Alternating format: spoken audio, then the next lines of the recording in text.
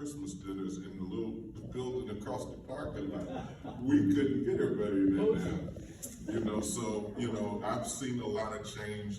God has blessed me over these last few days and weeks, knowing that I'm about to retire. It just seems like everywhere I go, I run into somebody who has been through the gospel mission.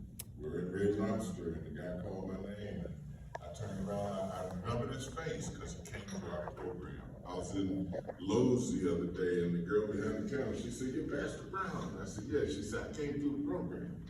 You know, now, you don't hear a lot about those people. Those are not the ones that are going up on, you know, on Google or whatever and putting in their comments about the mission. You always hear that person that has something to complain about. You know, the one that doesn't want to do anything else but complain. But running into those people day after day as we go through this community, it has really been a blessing to me. Amen. To see your faces. I see you all around the mission.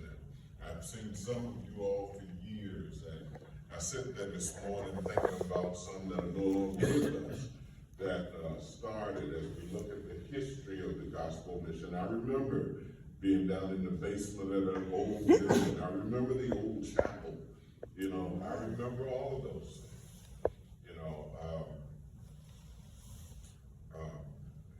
I'm reading a book now. I read this book. If I read it once, I read it 5 times. It's one of the best books I've ever read, and I keep reading it over and over again from time to time. But a couple of things he says in this book. He said, God doesn't always give us the ability to make right decisions all the time. But God does give us the ability to make our own decisions right. Amen. But you have to make that decision. Another thing that's talked about in here, there's a section in here on service, and that's what you all do. You serve people who don't have anything to give you. You serve them. The quote in this book was from an interview that was done with Aristotle Onassis just before, a brief time before he passed away. And you all know he was multi-millionaire, billionaire, whatever, just loaded. And